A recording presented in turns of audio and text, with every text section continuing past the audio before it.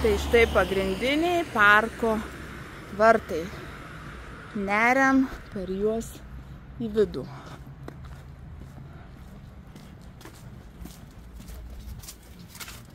Ir iš karto patenki tokią visiškai dvaro alėją. Mykolas Oginskis buvo toks pasiutęs vyrukas. Jis net tuo laiku turėjo 2 santuokas. Ir tos santuokos nebuvo taip, kad viena žmona mirė, susituokiau su kita, bet tuo metu net įvyko skyrybos. Tai pirmoji žmona buvo Izabelė Lasocka, o antroji Marija Deneri. Pats Mykolas Oginskis buvo garsus kompozitorius, politikas ir aristokratas. Ir jau, kaip žinot visi, labai turtingas vyrukas. Jis turėjo ne tik šitą dvarą, kurį greit pamatysit, nes mes jau judam link jo, bet jis turėjo ir Rietavę dvarą. Kas nematėt, prašau grįžti vienu video atgal ir pasižiūrėti. Ten irgi buvo jo dvaras. Jame dvare, kaip ir priklauso, turi tvenkinį. Ir vat yra tos instaliacijos. Aš kaip mačiau, jos naktį turėtų šviesti. Nu ir štai prasideda dvarų pastatų ansamblis. Eisim per visus ir apžiūrėsim. Ir štai priėjom nuostabų dvarą, kuris tikrai atrodo kaip geras dvaras. Parko teritorija be galo didelė, be galo graži. Ne visi pastatai renovuoti, bet aš matau, kad labai stengiamasi dėl jų ir jie tikrai bus su laiku renovuoti. Parkas sutvarkytas ir labai gražus. Taigi pirmąją vedė Mykolas Izabelė Lasocka. Ir jie gyveno pakankamai ramų, taikų tokį gyvenimą. Susilaukė vaikų, kol galų gale jų santykiai pašlijo dėl skirtingo požiūrį į turtą ir impulsyvaus, tokio užsidegančio, greitai įsiplieskančio Mykolo Oginskio charakterio. Ir dėl šių priežasčių, kaip manoma, jų santuoka pašlijo. Bet kadangi Mykolas buvo toks fainas vyrukas, ilgai vienišas jis nebuvo.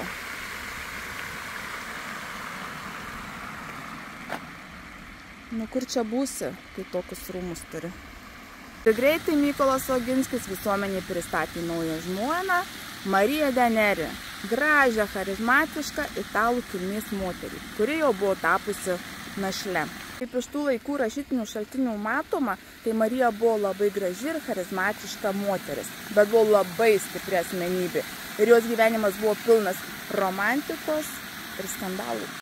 Ir sakoma, kad jų meilė sprogo tarsi žaibas. Ir šiuose rūmuose labai dažnai buvo girdėti ne tik meilės prisipažinimai, bet dėl Mykolo Oginskio karšto būdo, tokio charakterio, sklido ir pykčiai, ir ginčiai, ir skandalai. Begyvendamas su Marija, Mykolas susilaukė kelių dukrų ir sūnų. Ir nebūčiau aš, jei nebūčiau atkasus šios paslapties. Ne visi tie vaikai buvo Mykolo Oginskio. Kalbama, kad vienas vaikas buvo garsaus italų dainininko Paliani. Ir kitiem vaikam buvo piešiami kiti tėvai negu Oginskis. Bet Oginskis juos visus pripažino ir visi jie nešiojo Oginskio pavardę. Jis juos laikė savo vaikais, nors buvo tikrai įtarimų, kad ne visi vaikai buvo jo. Prie rūmų iš abiejų pusių stovi 2 pagalbiniai pastatai.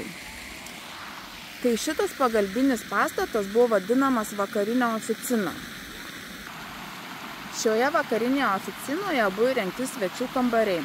Taip pat gyveno auklės vienuolės, kurios dirbo Oginskių rūmoje, išlaikoma našlaičių prieglaudoje.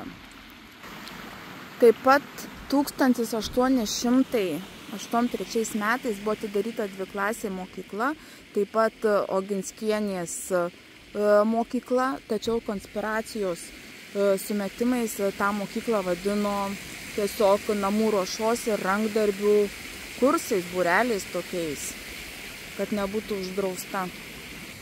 Marija atidarė šią mokyklą, jinai buvo pakankamai tikrai išsilavinusi, protinga moteris ir labai tokio tvirto, griežto, nepalenkiamo charakterio. Amžininkai ją net vadino viena gražiausių aristokračių apskritai Europoje, bet charakterėlis buvo nepalenkiamas. Jinai svečių knygoje uždraudė įrašyti Antano Baranausko eilėraštį kadangi jis jai nesusiasocijavo su aristokratija ir geru gyvenimu. Ir toks žingsnis labai parodo jos požiūrį į mūsų vietinę kultūrą. O šitoje nuo dvaro rytinėje oficinoje buvo dvaro administracija. Niekas negalėjo patekti į dvarą, visi eidavo čia pirmiausia, nes visi reikalai buvo čia tvarkomi. Čia buvo ir buhalteris, ir dvaro virtuvė. Žodžiu, čia buvo toks administracinis pastatas, kur visi reikalai buvo tvarkomi čia ir nėra ko lysti į patį dvarą. Visi sako, nėra ko lysti, bet kadangi dvaras uždarytas šiuo metu, tai aš vis tiek pabandysiu trupučiuką prilysti prie langų ir pažiūrėti, kas viduje yra. Tai nelabai kas čia matosi, kėdžių krūva. Bet šviesos dega, va, pažiūrėkit, koks šviestuvas fainas. Šviesos dega ir daugiau nieko čia nesimato. Įsivaizduokit, kaip gražiai tais takais ir tais laiptukais vaikščiojo abi Oginskienės. Tokį vidinį kiemą turėti kiekviena moteris norėtų. O štai čia priešais matote pastatą, kuriame buvo žirgynas. Oginskis laikė įvairiausių rūšių, veislinio rūšių žirgų, bet kažkaip išskiriama, kad labai mylėjo žemaitukus. Kadangi buvo baisiai turtingas Oginskis, tai jis turėjo arklininką ir 2 jo padėjėjus, kurie rūpinosi tais visais arkliais ir žirgais.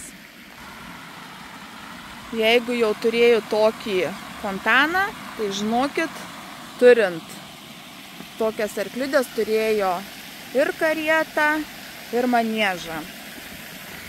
Per Pirmą pasaulinį karą visus arklius atėmė vokiečiai. Jau tada Oginskis pats buvo miręs, atėmė vokiečiai, vėliau čia įkūrė žirgyną, žemės ūkio berods mokykla tuo metinį, ten gal 1920 kažkelintais metais buvo atkurtas žirgynas ir laikyti žemaitukai taip pat.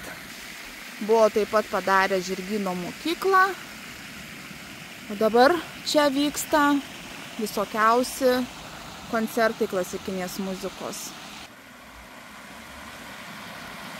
Fantastiško grožio pastatų ansamblis. Įsivaizduokit, kiek meilės, kiek paslapčių, kiek intrigų, kiek visokiausių romantinių meilės prisipažinimų ir ginčų matė šitas baras. Fantastika.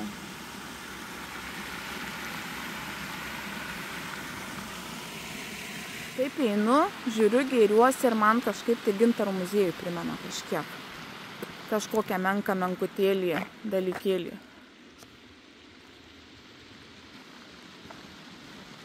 Labai gražus dvaras, labai.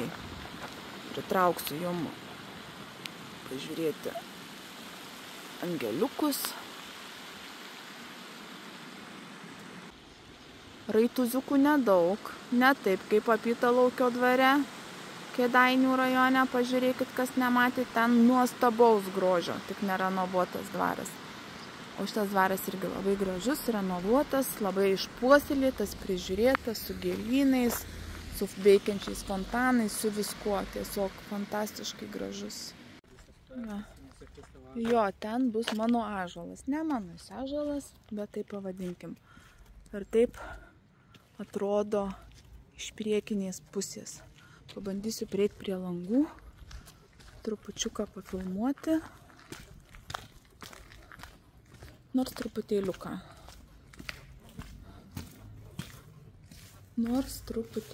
Čia vat matosi tos pačios kėdės, kurias aš jums filmavau pirmai. Nežinau, daugiau čia nelabai kas ir matosi. Čia laiptai. O čia laiptai iš kitos pusės. Na, nesvarbu. O dabar mes einam prie Perkūno ąžuolo, kuris yra paskelbtas respublikinės reikšmės gamtos paminklu. Ir čia, pažiūrėkit, priešais rūmus. Tai va, šituo keliu mes ir einam prie Perkūno ąžuolo. Perkūno ąžuolas yra seniausias Plungės dvaro parko ąžuolas. Jis auga centrinėje parko dalyje visai netoli dvaro. Perkūno ąžuolo skersmuo yra 1,5 m, o jo aukštis yra 25 metrai. Va, skersmuo 1,5 m, o apimtis 5 metrai. Kaip sakiau, aukštis kiek sakiau? 25, nu čia rašo 21. Soriukas biškai suklydau. Va, kokio aukštumo, didumo ir galingumo šitas medis. Apie šitą ąžuolą yra legenda. Tai legenda yra tokia, kad pagonybės laikais toje vietoje Vaidilutė Galinda kūrenusi šventąją ugnį. Jos mylimam išėjus į karą su kryžiuočiais ir nebegrįžus, moteris išliejo visas liūdesio ašaras. Senasis Vaidila ją pradėjęs raminti, sakydamas, kad tik šventoje ugnis galinti užgesinti žemišką meilę. Tuomet nugriaudėjęs Perkūnas trenkė į šalia augantį ąžuolą ir žynys drevėje pamatė žemių, kuriuose greitai pradėjo augti gilė. Tuomet ąžuolas suteiktas Perkūno vardas, o apie medį kalbėta, kad jis bus toks stiprus, kad jokios žemiškos jėgos jo neišvers. Tai va ir stovi savo toks. O atsiminimuose randama, kad būtent po šito ąžuolo Oginskio žmona Marija vaikams rengdavo pasirodymus, vaidinimus, renginukus tokius, linksmindavo vaikus ir su jais leisdavo laiką būtent po šituo ąžuolu. Dabar pavyko pasikalbėti su žmogum Plungiškiu, kuris man nupasakojo dalyką, kurio aš tikrai nebuvau atradusi. Kad per visus šituos pastatus apie 40 metų atgal buvo technikumas statybos. Ir jis tuose pastatuose lankė paskaitas. Per visus pastatus ėjo, lankė paskaitas, jį užaugo doras Plungiškis. O dabar mes einam ieškoti laikrodinės oranžerijos. Lygiai prieš grafą Oginskį šitą Plungės dvarą valdė grafai Zubovai. Ir vat būtent šitą laikrodinę pasistatė kaip tokią vasaros vilą savo šeimai būtent grafas Zubovas. Ir šitas laikrodis turi itin retą laikrodžio mechanizmą va šitam bokšte. Kaip šaltiniuose sakoma, tai yra pats seniausias plytinis pastatas Plungėje.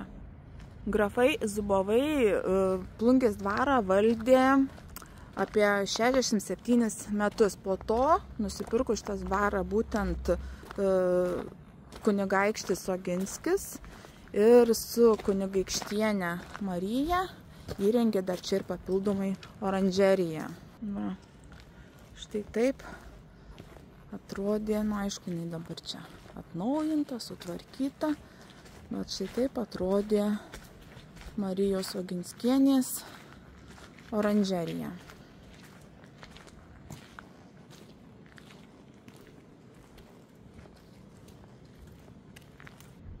Tarpukario ir pokario laiku čia buvo įrengti butai miesto gyventojams.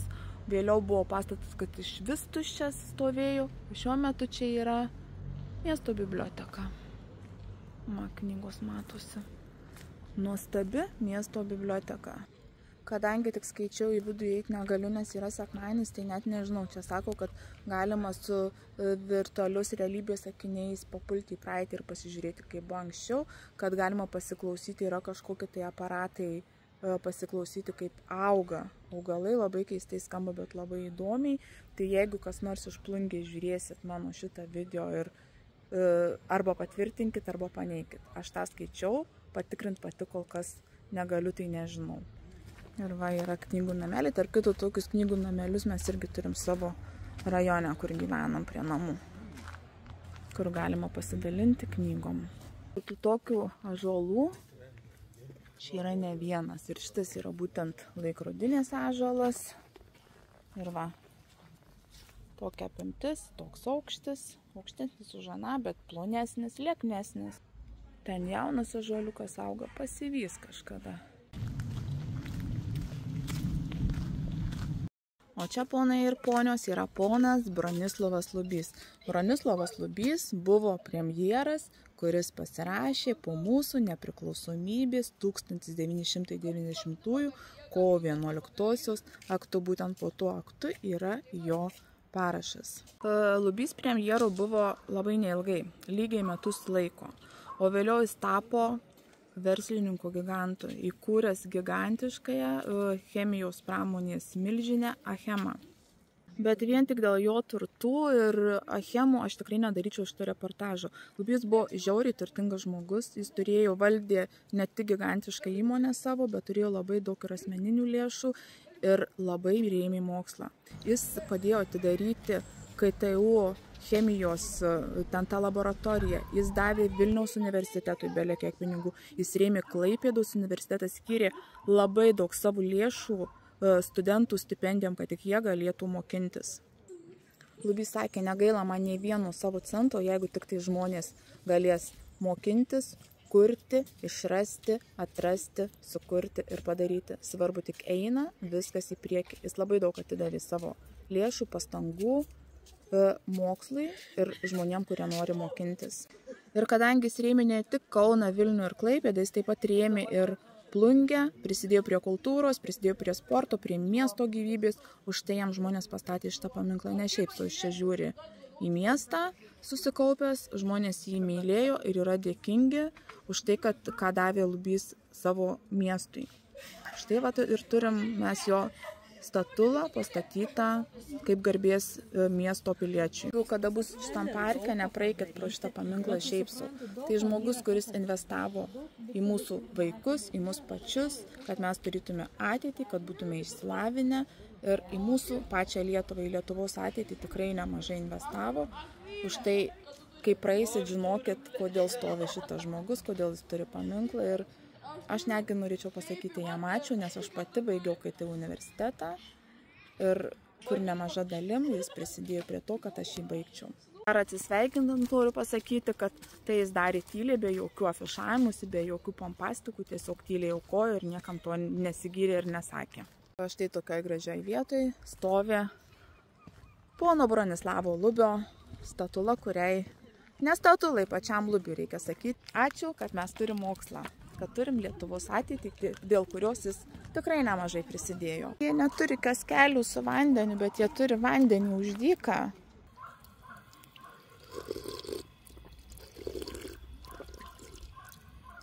Siurbiu, labai noriu gerti.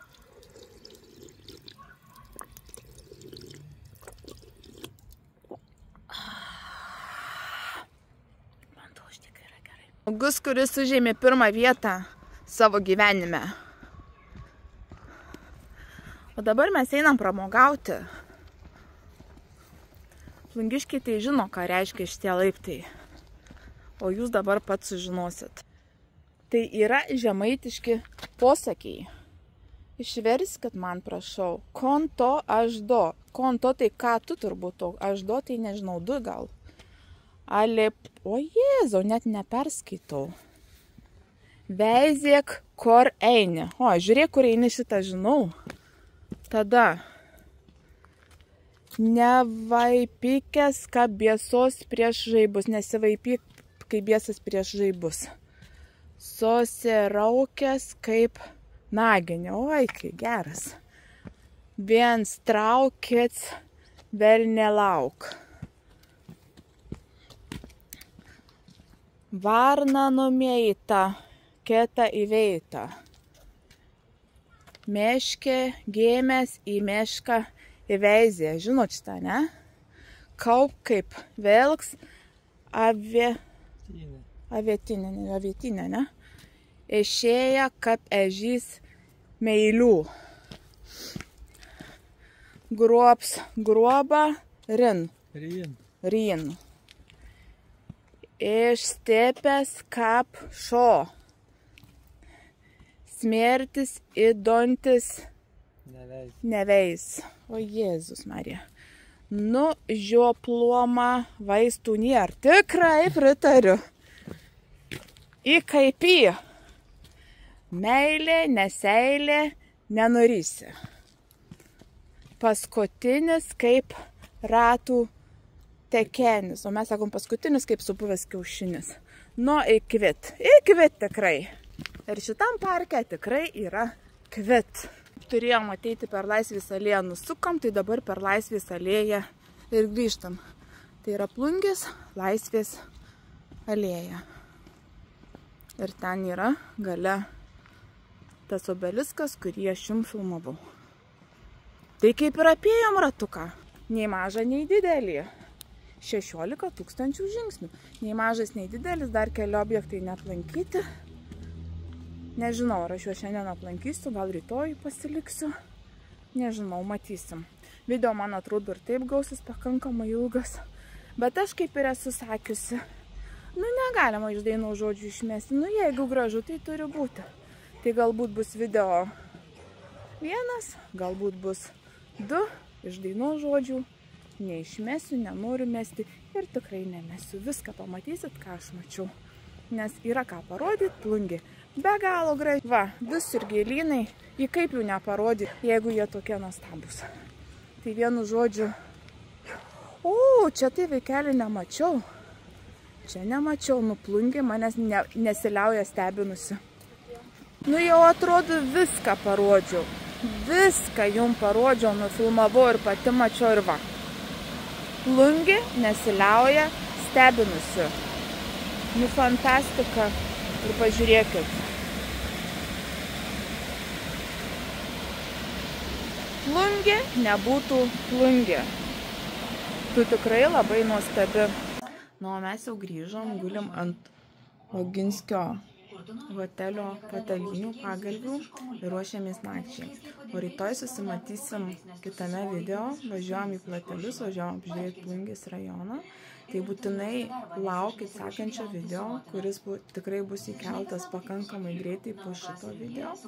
Laukit video, būtinai paspauskit ant šito video laiką, būtinai paspauskit šierą, pasidalinkit su draugais, plungiškiam nusiųskit, kad jie pasižiūrėtų savo miestą, nusiųskit tiem, kurie nebuvę Plungė, galbūt susivilios nuvažiuoti ir patys aplankykit Plungę.